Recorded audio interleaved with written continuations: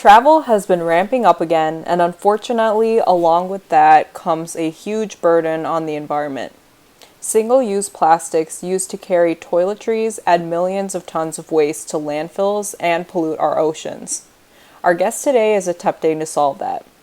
Megan Graham is the founder and CEO of Ries, a sustainable packaging brand redefining the relationship between beauty and travel. Ries makes bottles that are reusable and easy to clean. They're actually dishwasher safe to meet all of your travel toiletry needs. They are made from earth kind materials and allow you to continue caring for yourself when you're on the go. Ries launched earlier this year and was a participant of the Sephora Accelerate program as they developed their products. Megan worked in several leadership roles at Vogue and then its parent company, Condé Nast.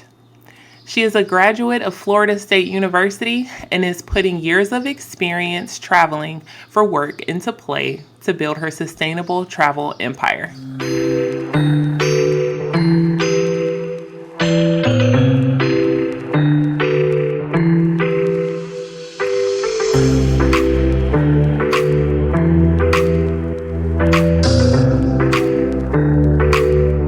Megan, welcome to TFR. We're so excited for this episode and to have you on today. And it's funny that we're doing this today of all days with you because I'm actually taking a flight this evening. And I kept reminding myself to buy some of your bottles until I forgot and it was too late. So, like, there's no way they can ship. And I literally need some of these bottles in my life because my shampoo and my face washes, like, they always spill. Like, the traditional bottles just do not do the job. So I've seen nothing but glowing reviews for Ries. I'm just super excited to talk about it with you today. Oh my gosh, well, thank you. And yeah, we got to get you some bottles for your next flight. Because I feel like I have always had the same issue of just like you're running to the corner store at the very last minute trying to find the right bottles. And then you just like know in the back of your head that they're going to leak all over everything. And you're just like, why am I doing this to myself? So that's exactly why I started the brand. But yeah, and I think the great part about when you buy Reese is like you don't ever have to buy another bottle again. You know, you get to reuse it over and over, throw it in the dishwasher, and it's always there. So it kind of eliminates that last minute panicked run to the store. So we'll make sure that we get you some for your next flight. Where are you flying to? Seattle. Oh, nice. Okay, very nice. Yes, and also the dishwasher safe thing, amazing because cleaning them out is a pain. Yeah, exactly. I'm like kind of inherently lazy, so that was like a very like that detail was very necessary for me. That like just throw it in the dishwasher, you don't have to think about it, and then you're ready to go on your next flight. Diving into your founder journey, obviously it's very scary and lonely. And I think all three of us know this. And so at the Founders Roundtable, we really try to have every founder start off by sharing their stories all the way from the very beginning. So the first thing we wanted to ask you is if you look back to when you were a kid, would you say that you saw any entrepreneurial tendencies in yourself then, or did anyone else see them? Like, what was like young Megan like? That's a great question. I don't think that I was necessarily entrepreneurial. You know, I wasn't the kid who was like buying the baseball cards and then like flipping them and selling them to the other kids. You know, that was definitely not my thing.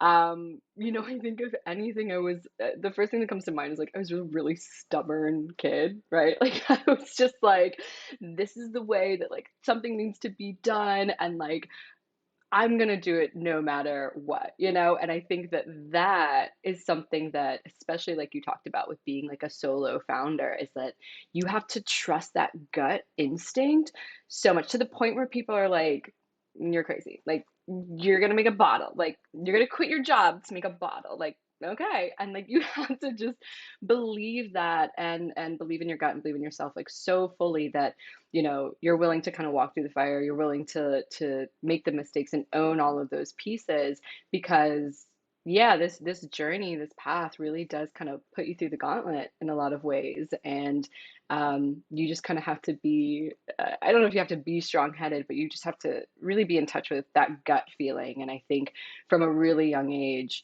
um, yeah, I just trusted that instinct, and always wanted to listen to what that instinct was telling me, whether it turned out to be correct or not. It was just like always go in that direction and just and trust.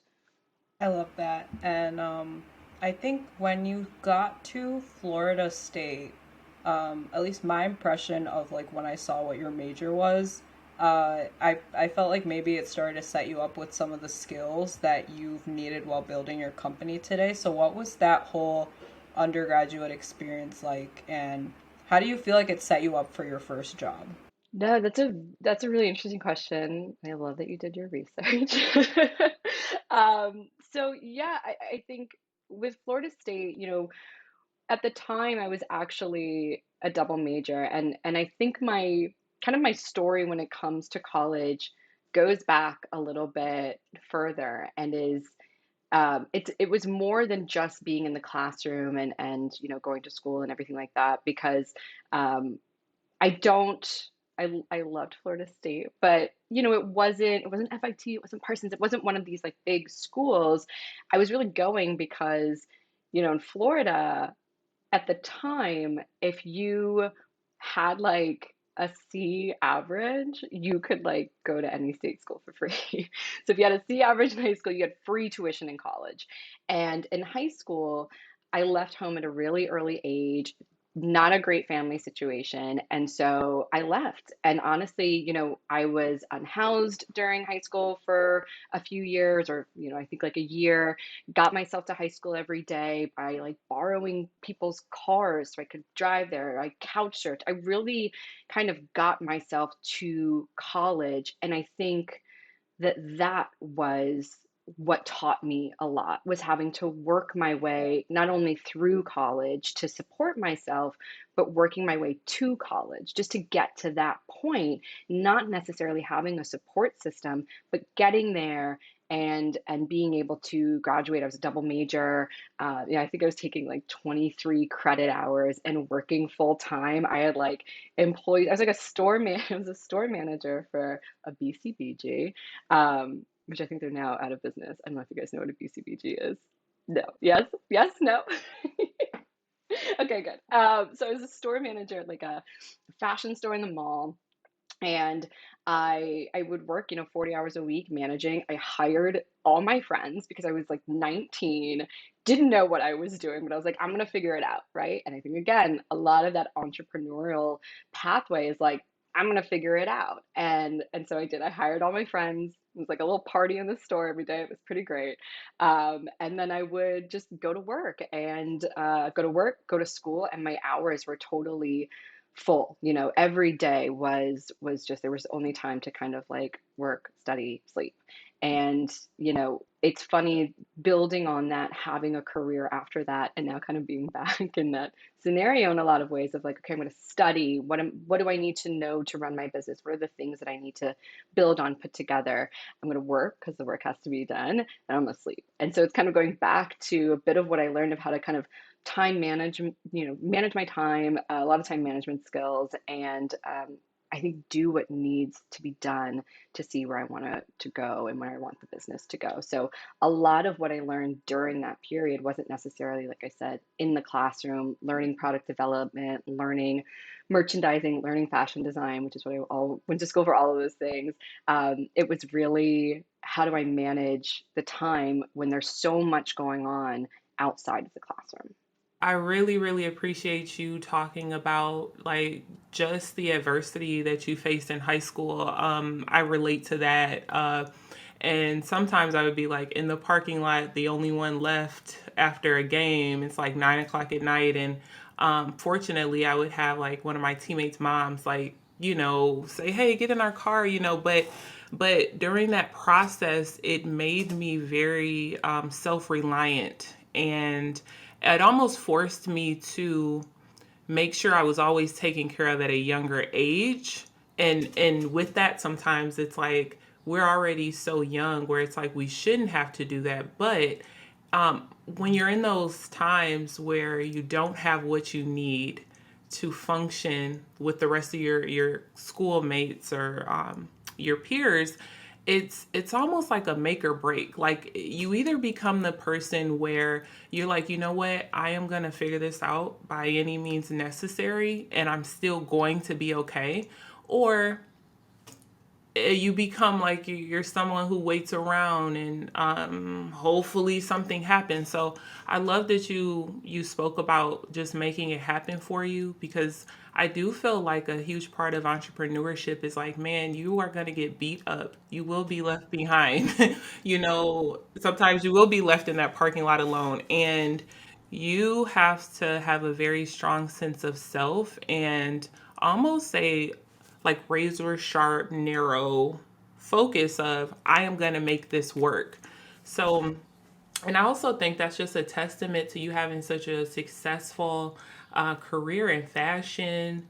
I mean, I read that about 10 years ago or so, you were working in fashion trending spaces. And so, with that, you were taking a lot of cabs, you were in airports, you were traveling constantly. So, I just wanted to know, can you walk us through what life was like transitioning from BCBG, 19 years old, hiring your friends and families, to working in such a high driven space with fashion, like that really can make or break you? What was that like?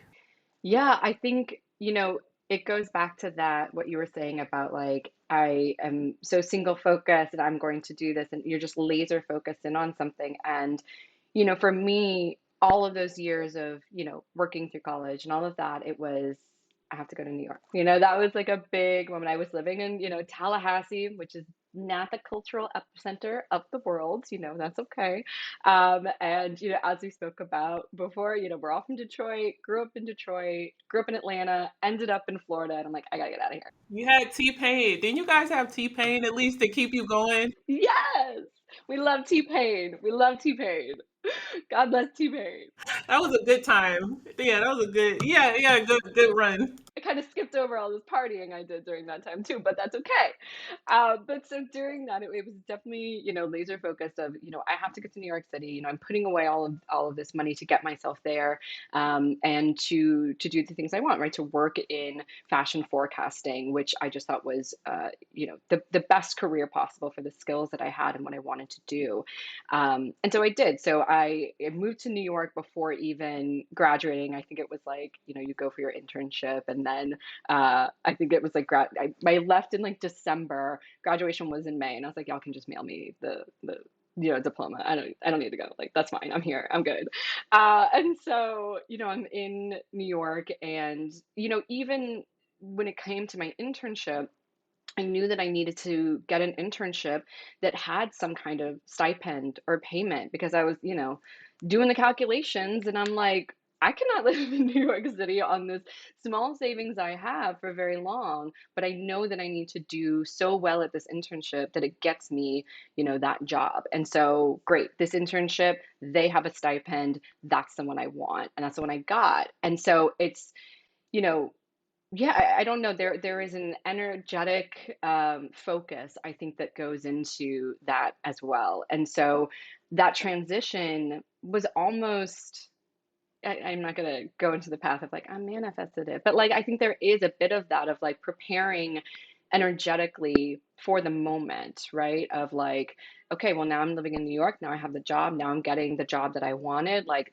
these were the steps. This is how I set myself up. So yeah, of course it's happening, but it's behind all of that, like manifestation or whatever, is tons of hard work for years. It's just being dedicated to that thing and doing what you can to continue seeing each step. And that doesn't mean you're not going to fall behind or take two steps back, but there's a focus in doing what you can to get there. So, but yeah, I think when it came to um, just flying around and taking those trips and constantly being on the road for work, yeah, it felt right. It was like, this is what I'm supposed to be doing.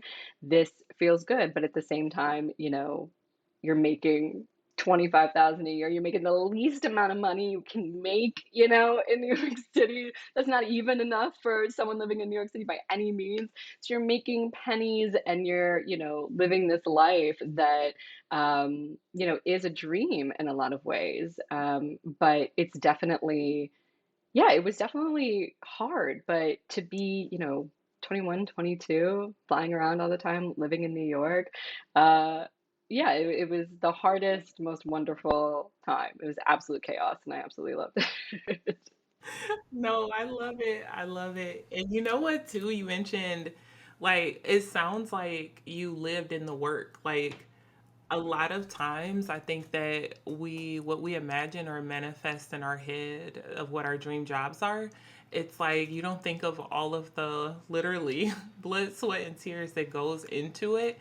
And I've learned that just living in the work and kind of putting one foot in front of the other each day, it's like it's huge when it comes to figuring out, what it's needed. So it's like it's this up and down thing, right? So, you're working in New York, amazing job, and you're a natural curly haired girl.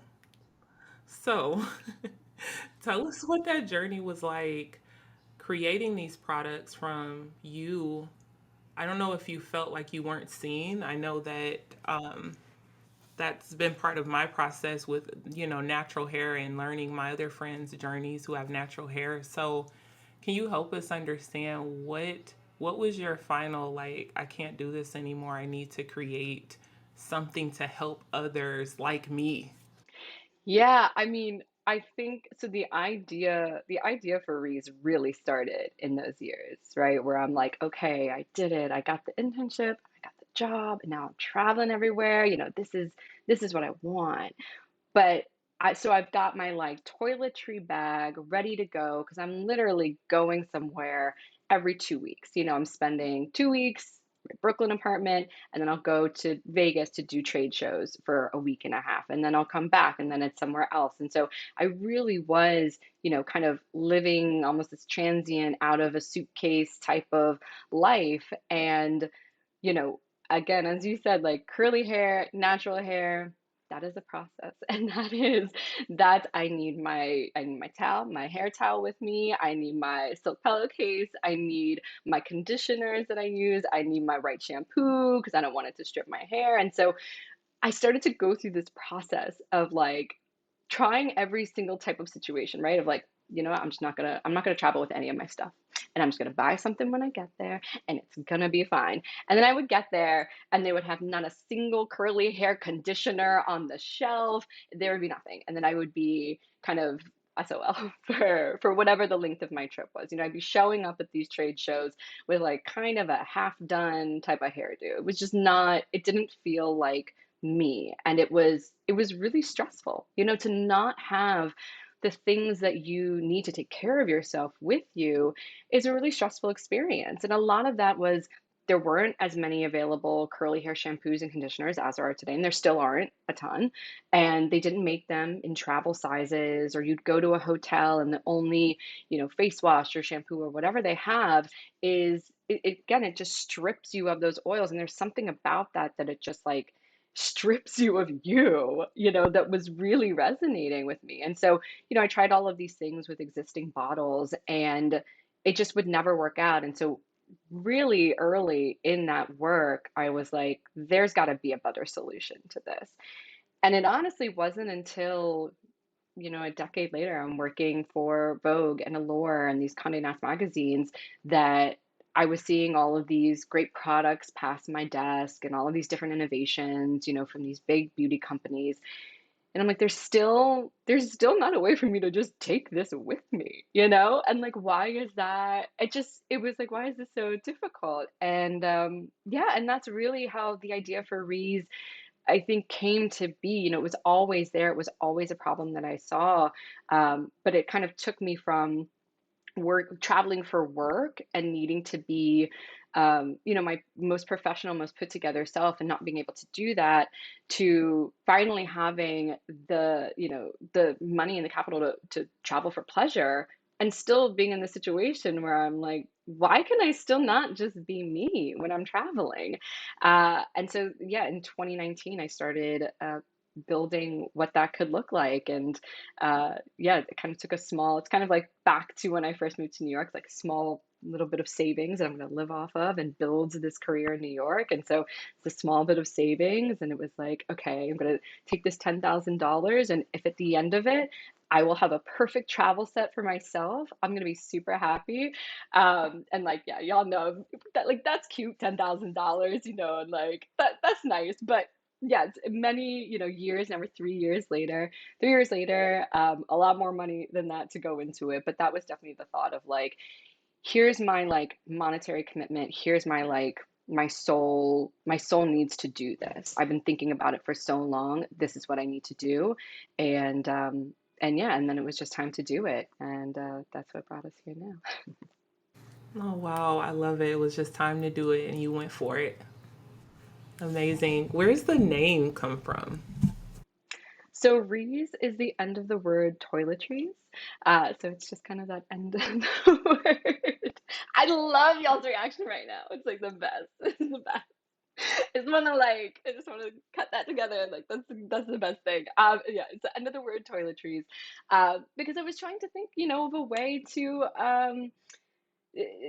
embody that, right? It's like it is personal care. It is this thing, and so how do you elevate that experience, and how do you make that feel better? And so, Reese is kind of where we landed. Yeah. Oh my gosh, I was like Googling the word and I'm like, is this a word in another language? Like, I mean, most unexpected answer ever, but makes so much sense now. I thought you were gonna say I was 9. I had a dog, and I don't know what happened. I know that sounds too bad. Take it out, usually. But I just thought so. I was waiting, and I was like, wow. So, but I do love the name. But I love that it's like not obvious, right? It's just like it's kind of like a funky word. It's just kind of a thing. And I think too, it's so hard to name something. And like I don't think I'm great at it. It's funny because we've started naming all of our, this is kind of like a fun Easter egg that nobody really knows, but we've started naming all of our colors after Janet Jackson songs. So Escapade is like, yeah, Janet Jackson and all of that. So yeah, it's just you just find inspiration where you can, and that's the one that's stuck is Reese. You talked about your career with just working in, um, you know, those roles where you were like traveling all the time. And it's really awesome to see what that journey has been like so far from working at Vogue to then its parent company, Condé Nast. And you were in director level roles at some of these globally recognized companies. And so I'm always really curious to see how people's backgrounds have set them up for success in their current roles. Um, but before we go into that, I actually wanted to ask you, for anyone working in the corporate world right now in marketing related roles or in roles just related to what you've done, what's some advice that you can give to them to just feel more confident in their current positions, or just even just to help them if they're looking to move up? Oh wow. I think it's interesting. I think in those corporate environments, and especially in a world like marketing and video and all of that, is those those sectors are changing every 30 seconds. It is such a fast pace, such a changing environment, and everyone is feeling like they might not know the answer, right? I think the imposter syndrome thing is very real, but I think just knowing that of no one really has, I think, the answers in a lot of ways right now. And so it goes back to kind of trusting your gut and honing in on where the things that you like and what you're good at. Yeah, I think marketing right now is kind of this all-encompassing word. So it's difficult to, I think, give advice on how to grow other than it's all encompassing. And so there are different niches to go into. And so if you follow that, right, it's if you really love audio marketing or video or just captioning and copy, like there are different ways to be an expert in every facet of it. And so leaning into that, you don't have to own every part of it. Now teams are, it's not just like the CMO and one person. It is, it's like a 20-person team to run just a social channel. So there really is an expertise on every level of it. And I think that's a really helpful thing to know and to just recognize. And I think there's so many companies now that are also recognizing the importance of marketing, and building those teams to be so much larger. So yeah, rely on your other teammates and your other team members who are expertise in other areas, and find out or know what you want to lead in, and whether that's marketing from a DEI perspective, or marketing just for YouTube, or marketing, from just any facet of those, and lean into that, because companies are really, really expanding, where those niches are, and creating positions for that. Yeah, you have to kind of, I've seen, I think a lot of my peers and a lot of really talented peers carve out their space. And I think that's what the most successful people in marketing are doing right now, is recognizing their niche or a certain perspective that they can give, and carving out and asking for that position to be made. So yeah, just because it doesn't exist yet doesn't mean you can't create it. I feel like in terms of like for career progression, that's really great advice to just, you know, see what your strengths are and then see how you can like make the role your own, because I don't think people approach it that way all the time necessarily. Yeah, I think even for me, when I was starting Ries, part of that was also, having this career, being at this position, right? I'm at director level, and the roles that I see in the next level, the VP roles, I don't want, you're right? Like I don't see myself in them. That's not where I want to be. And so part of that was really that moment of like, I need to do something else. And it's really scary to leave your career when you're at that point. But, that was just a big moment for me, was realizing that wasn't that wasn't for me. And I needed to find the other thing that was. And so that's how I approached it. But like I said, I've seen others approach it by saying, that's not the role I want. I'm going to carve out. I know this company needs me and wants me, and I'm going to carve this out in the way that I can convince them and I know that they need. So, Also, like based on your past jobs, and you talked about like again the director level, like obviously you have to manage other people, lead projects, and have like time bound goals that you have to meet. So what would you say were some like transferable skills that you were able to take from those roles that have helped you the most in the role that you're in now, like job in this area to job as an innovator in like the travel space? one of the things that I've really learned is where my strengths are, and where I need to hire, and where I need help. And I think, again, like kind of Dominique, what we were talking about at the top is like, it's hard to ask for help. You become very self-reliant, and so asking for help, and especially when leading a team, recognizing and knowing someone else's strength, and how they need to be managed, what's best for them, and also what's best for you as the manager, as a business owner, and things like that. So yeah, I think recognizing, I had a great team when I worked at Condé Nast, and at Vogue. I mean, that was one of the best parts of working there, is you're working with the most creative people in the business. I mean, like it doesn't get better than those people and those creatives. I mean, it's absolutely incredible the work that comes out of that building. And so you kind of you learn a lot about the creative process there, and about such creative people that might not be in creative roles too. And so I think that's another thing of, again, just learning when you need certain when you need help as a business owner and when you need to start hiring a team is recognizing, okay, this person might be coming on, in this certain role and just, paid advertising or something, but inherently they've got a bit of creativity too, and they've got this. And so, I can't just be like, okay, here, put some dollars behind it or whatever. It's like, let's talk about this creative, like just being more in depth with somebody. Yeah, and recognizing we all have multitudes. I think that's just general management, uh, you know, advice in general. A few years ago, I read Elaine Welteroth. I hope I'm not butchering her last name. I read her book. I think it was called More Than Enough, and she helped me understand too the importance of having opportunities in different spaces and just creating things and giving other people of color even voices, and exposing the larger Vogue audience to different things like that.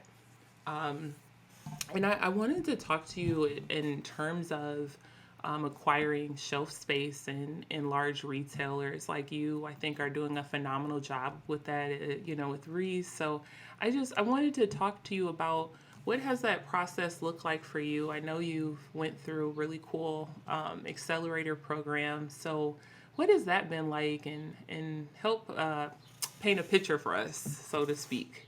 Yeah. So even when I was initially building Rees, it was definitely building it for the Sephora customer, right? This is someone who has their beauty routine, wants to bring this curation with them when they're traveling. And when I was first kind of working on it, there aren't a lot of accelerators that are focused on CPG. A lot of them are very SaaS and tech.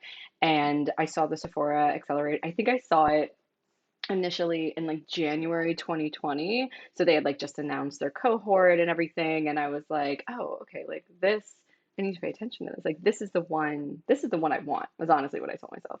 And I would check back and it was like, okay, like applications open in October or September or something. And I honestly spent kind of the next 9 months up until the applications opened, working kind of on that application of like having that in mind of, okay, this is an accelerator that can help me, that could recognize what this bottle is for, what this brand represents, and the freedom that this can give to their beauty customers.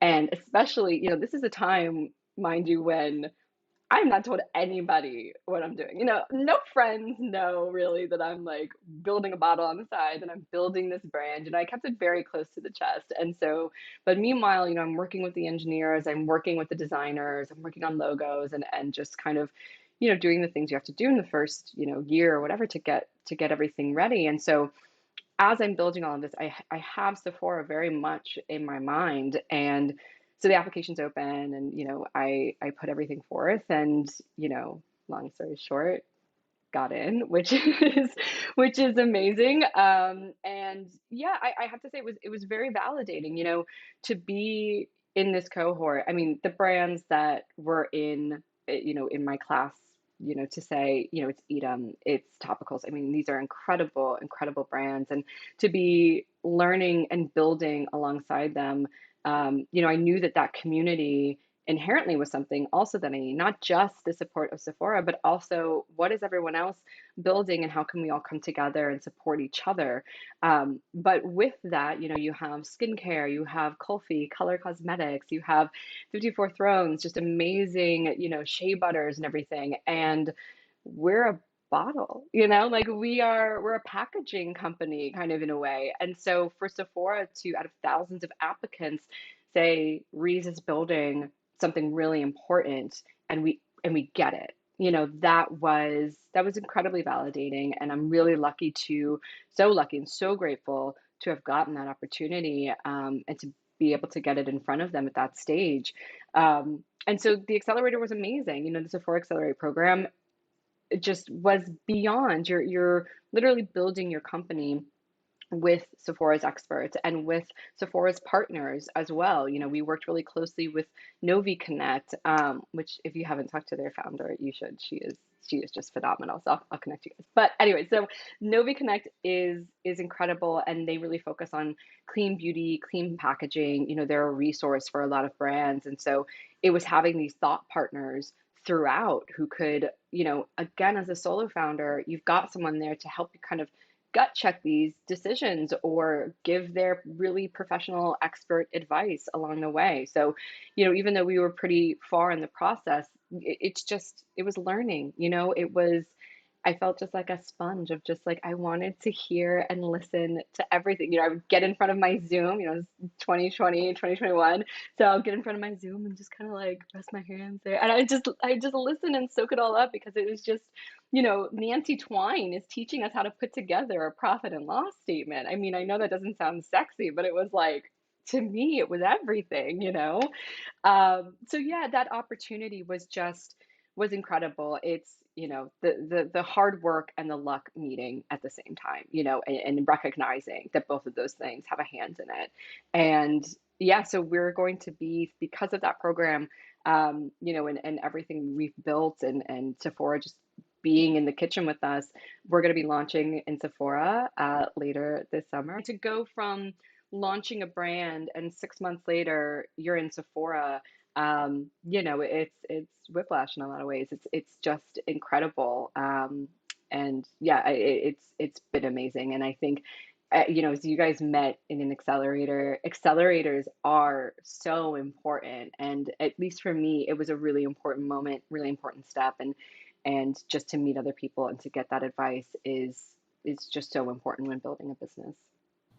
Yeah, absolutely. We talk about that all the time, like just relationships that you form and how we've become connected, like you said, through an accelerator, or how you can have just an amazing advocate that speaks about you when you're not in the room. I think that is one of the most beautiful and best gifts that you can have in life.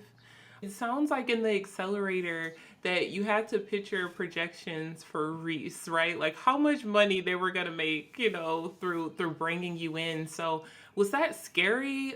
Finding the information. Like, did you think they were gonna be like, no, get out of here, we can't do this, or did you just feel good about it and you went for it and you shot for the stars? You do the work, right, of like doing the best that you can with the information that you have. And, I will tell you that from what I pitched from October 2020 to like even just, the costing, all of that stuff, it's so different from like where we're at now. And that's okay.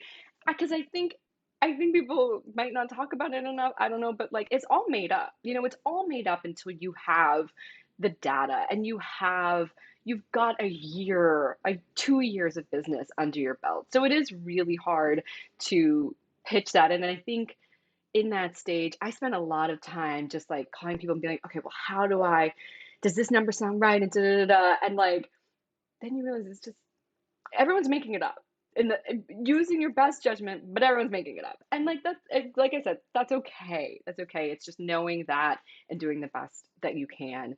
And they understand that too. I think these big businesses, they get it. And the more that they work with and welcome in small businesses, the more that they can be better partners and to understand it. I think that was a really important part of our year, the 2021 class, was that the 15% pledge came in and worked with Sephora to build that program. It was a brand, I think it was like the sixth year they had done Accelerate, but it was the first time, coming out of 2020, they've worked with the 15% pledge to really understand what it is small businesses really need and the disadvantages for women of color starting businesses and all of that. And so I think I give them so much credit of putting in the work to be better partners and to help small businesses to understand that so they can grow to big businesses.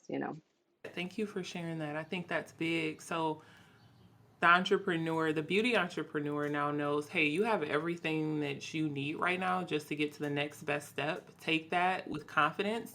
And guess what? They know that this is all made up. So, Right, exactly. Like everyone's numbers are a little made up. But I'll share one piece of advice that Aurora James, she started the 15% pledge. She shared with us. And it's think like a white guy, think like a Chad doesn't care what his numbers are. Chad will say whatever. Chad will say, I'm a $1 billion company when he hasn't launched yet. So be him, be Chad, and I think that's something that I try to take with me in a lot of these conversations is, you know what, think like a white guy and have that confidence and put out that big number and ask for that big number in fundraising too, because that guy over there is asking for it, and you've worked just as hard, so. I love that. I need like a t-shirt or like a pin or something. Think like Chad. I need to remember that. Seriously, girl, just think like Chad. You'll be fine. Yeah, it's true. You kind of just have to put yourself in those shoes and just put yourself in the same mindset as like people who are raising like millions of dollars based off a pitch deck and like no product yet. And like it's happening. And like I'm over here like, oh, maybe I'm not prepared enough. And it's like, like there's just like that doubt and that other people are just like ignoring and they're going out there and raising the money anyways. So it's a good point. Yeah, Chad is not self-conscious about how much money he's asking for. You know what I mean? Like, and I've fallen it so much into that. I feel that, and I share that sentiment about, oh, am I asking for too much? Is this gonna look boastful? Is this gonna look, all of those things and all of those worries, but you put in the hard work, and I put in the hard work, and I know that the company can do well, and it's just having that, yeah, having that confidence to ask for the things that others are already in the room asking for.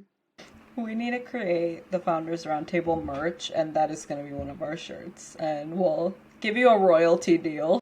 I love it. We'll do bucket hats. We'll do everything. It'll be cute. But yeah, so I was actually at Sephora literally yesterday, and I was just looking around and thinking about how different the shelves look in terms of like brands and representation than they did like even 5 years ago. Like, I'm not seeing all of like the legacy brands that I used to see anymore. Like, I'm seeing new products with women of color founders. I'm seeing them like on the shelves, and it's so exciting. Like, I saw topicals. Like, it was literally like right when I walked in the store, I saw it yesterday, and I was like, oh my gosh, amazing! Like, I've never seen this in the store until today. So it's just really exciting, and I'm so excited to see you in Sephora. Thank you. Yeah, I'm so excited, and like I said, it is such a blessing to be able to launch a company and turn around and have that opportunity. Yeah, it's amazing, and those opportunities are out there now, and the companies that are doing that work. And if you go to the 15% Pledge website, you can see all of those companies, and most of them now have accelerator programs. And so that's a really great place for people to start and to, pitch their work and get in those programs, because those companies are really standing behind what they're doing. And the 15% Pledge is holding them accountable, which is great. Yeah, it's incredible, and I know it's something that I want to join with my company so that we can participate in that movement because it's been incredible what like Aurora and her whole team have done and all the companies that have joined on. So, another thing I want to ask you about is just we talked a little bit about being a solo founder already, but in terms of like entering accelerators and raising funding, sometimes people will be like, "Oh, you can't like raise any money as a solo founder." Or like you can't do this as a sole founder, like you need to find like, XYZ people or like have a co-founder to, make it or whatever. So what are your thoughts on that? And like has that been a barrier for you on your journey so far? That's so interesting that that's what you're hearing. I definitely, I don't think that's true. I don't think you need a co-founder. It is definitely a different path that some people take, and I think both have their ups and downs, right? With a co-founder, there's a lot of relationship management that you have to do. You're not always going to agree. My uh, barometer for drama is like very low, so like I don't think I could like do that. But being of course like a solo founder, then you're doing it, yourself. And I say doing it yourself, but that's not true. None of us are really doing it ourselves because you have people that will show up for you. I think it's back to again what we were talking about of being self-reliant, and like I said, I was holding it so close to the chest because it's really scary to go out there with an idea and to tell people like, yeah, I'm doing this thing, and putting betting the whole horse on it. This is what I'm doing. That's a terrifying, at least for me, really terrifying thing to go out to the world with.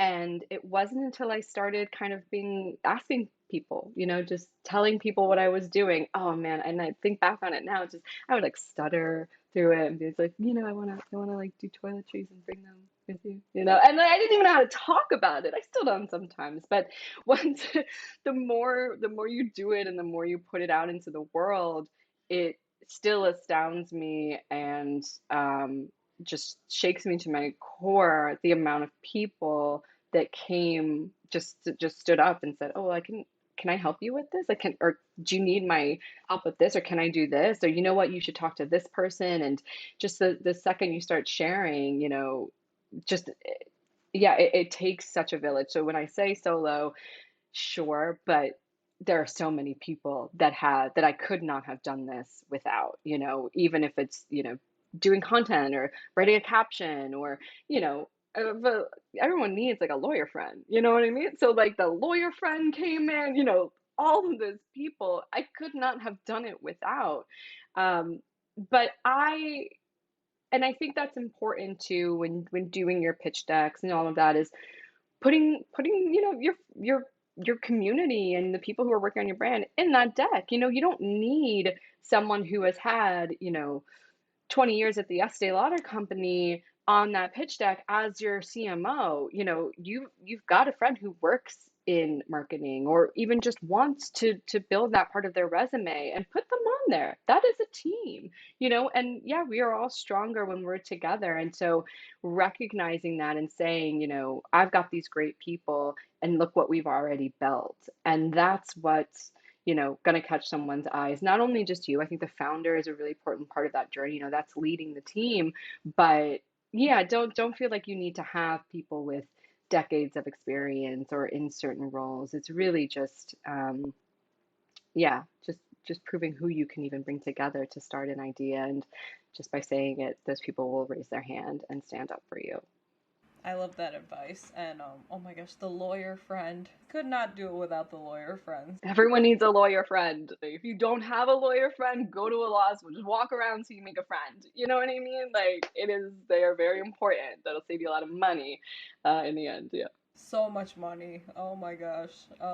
Yeah, totally. And I actually think that discussion about solo founders was really interesting because maybe it's like a tech thing. Because I've been told that so many times where they're like, okay, I had a co-founder actually, and she had to leave the team because unfortunately because of chronic disease stuff in her own family, and that's like the problem we're trying to solve. So it was like this whole thing, and then I had people telling me like, okay, like you should probably start looking for like someone to maybe like come and fill in for that role. And I was like, but I have like a team, like I have a team that's working on it with me, so what about them? Like they're not just sitting here doing nothing, like like it's not just the founders that do the work. So I just find it really interesting, and maybe it's like an industry thing, or maybe it's not, or maybe it's just some investors, but Maybe people being are more honest with you than they are with me. Maybe they're like, man, she needs a co-founder. but, but no, I think an important response then to those people who say that is exactly what you just said is, my co-founder left for the reasons we're trying to solve. You know, this is what we're building and we're continuing to build it. So, fund me, but I think that's a really that is such an important follow up. And so I don't know if you tell investors that, but I think that's a really really key thing right there, that just makes your story just that much more impactful, and shows the need for what you're doing. Um, so yeah, I think yeah, I don't know about the co-founder dilemma, but I think again it's there are challenges either way with both situations. So, over the past 2 years, we've seen a shift in the beauty industry where beauty influencers and consumers are putting more pressure on brands to create spaces for us. So, I wanted to know, can you share more about how you've been using your voice to contribute to those calls of actions for major retailers and corporations. Um, that's helped us create more sustainable and supportive ecosystems for people of color. Sure. For me, the best way that I can kind of use my voice right now or my position is having honest conversations with the retailers I'm working with.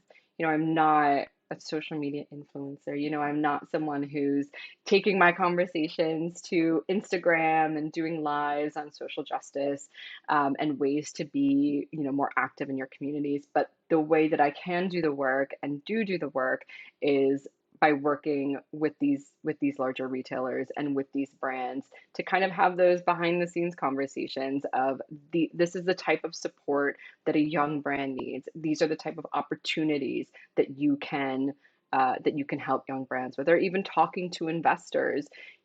A lot of these investors, around the time of 2020 and George Floyd's murder, there were a lot of kind of Excel sheets going around that was like investors being like, you don't need a warm welcome. You can just email me and we'll talk and show me your pitch. We're open to everyone.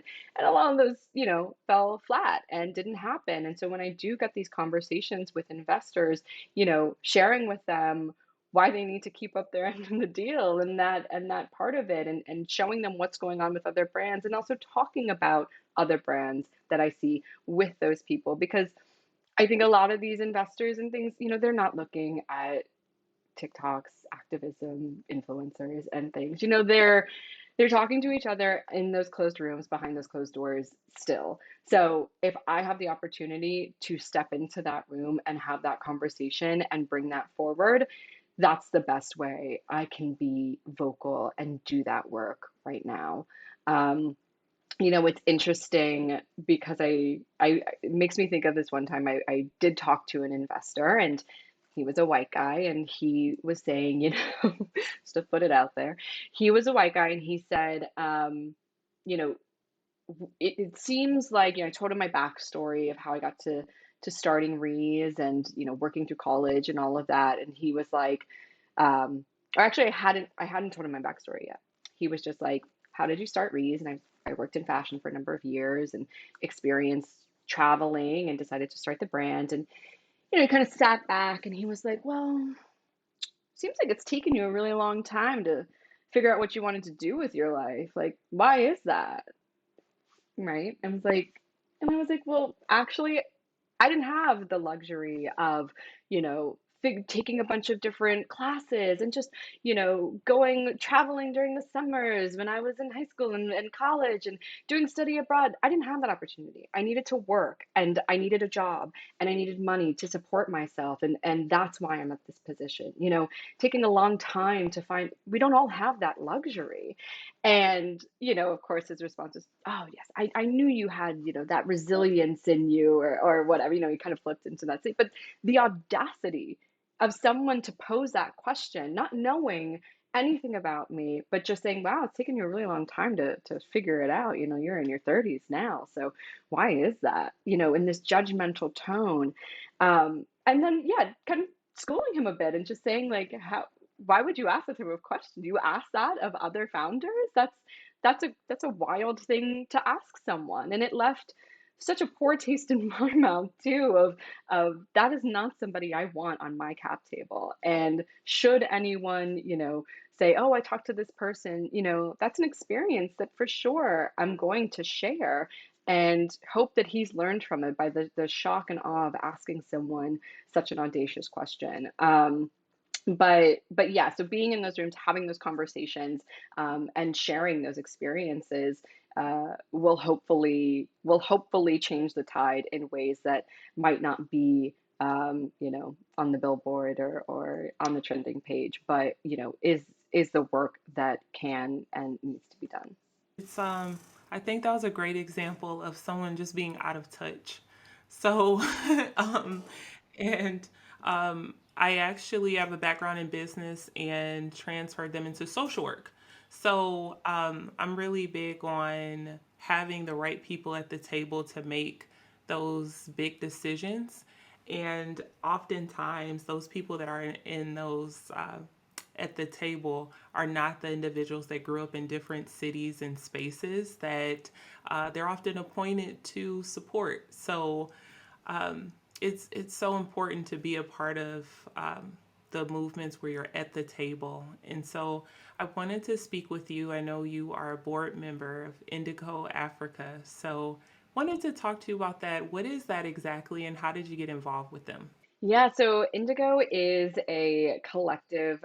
They make absolutely beautiful housewares and handbags and, artisan crafts from women who are working in Rwanda. So it's a nonprofit, but it's a fashion label.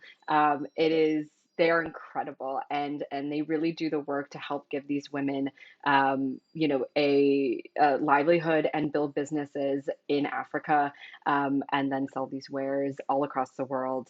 And I got connected to them. I was actually interviewing with them years ago because I loved what they were doing so much. And I think a lot of trying to, figure out my path and working in fashion, and wanting to tie that back to how do I work in fashion but leave the world a bit of a better place, and how do I make an impact in the fashion world, which can be so, um, not socially minded sometimes. I'll put it that way. Uh, so to put it lightly. So I found them, and I was just so, yeah, I was just so enamored with them. And I think, the role didn't really, it wasn't right, I think, at the time for me. So instead of kind of working in that role, they approached me about continuing to work with them as part of their advisory board. And so it's a group of, business owners and creative directors and founders, and just people all across different expertise who help to shape the brand and give their opinion on campaigns or different entry points where the brand can be introduced to new markets and people can discover the stories of the brands and of these women. And yeah, and they do incredible work. And again, I think that the goal in being, a successful founder, a successful business owner, is to reshape those types of things and to give back and finding those spaces. And personally, I think for Ries, that's that's kind of the mission that I'm on right now. We have a great, environmental cause, right? We are reusable bottles. We are eliminating plastic waste when it comes to travel toiletries, which is an astoundingly horrific numbers, billions of single-use bottles that are going into, our oceans and our landfills every year. So we're trying to change that from one perspective, but I think there's also, another social aspect of it. And so it's trying to figure out how can we grow to where we can start giving back in that way? And how do we put our dollars to work in our community, and for our community? And I think that's like the thing that makes me so excited to be able to do and to grow it to that point. Working with partners like you, Dominique, hopefully to how do we create that in Detroit, and how do we create that, in Brooklyn, and how do we partner on things like that? Because I think that's, for me, that's like half the reason of doing it. It's the joy of creating something, but also the joy of giving back. And so Indigo Africa is one of the ways in which, I've been able to do that from a fashion perspective and from my marketing expertise. But now it's building that for Bees, and how do we create something there, which is great. Part of the reason why I was so excited to speak with you today is because I just find it amazing when people start companies and it's not just about profit, but it's about, how they're contributing to make the world greater. And impact looks different for everyone. And I'm just so happy that I had the pleasure of meeting you and learning about your impact and how you are helping people just really continue to feel good about themselves and empowering others. I mean, it's shown through your work. So I just thank you for sharing your time and space and walking in your purpose. I mean, it's amazing to see. Oh, that's so kind of you to say. Thank you so much, Dominique. Where can our listeners find you and connect with you and purchase your products? Sure. So we are on Instagram at Ries Beauty, and it's Ries Beauty. And then you can find us, our website is ries-ries.com. So it's ries-ries.com. And then my Instagram is at Megan S. Graham, and no H, just Megan S. Graham. What's next for the future for you guys? I know coming out late summer at Sephora. Anything else we need to keep our eyes peeled for so we can make sure we support you? Okay, so yes, we've got a new product coming out very soon that you'll also be able to find on Sephora.com. So it's really exciting. And then we've got more drops happening later this year. So it's going to be a really, really exciting year for Rees. And we're just excited to bring more bottles to everyone, more reusability, more inherent function in the way that we're traveling. And, you know, I have to say, I love feedback. I absolutely love when customers tell us what they want to see, you know, if it's a new color or a new label or how you're traveling. Please give me all the feedback. I'm a founder who absolutely loves it. So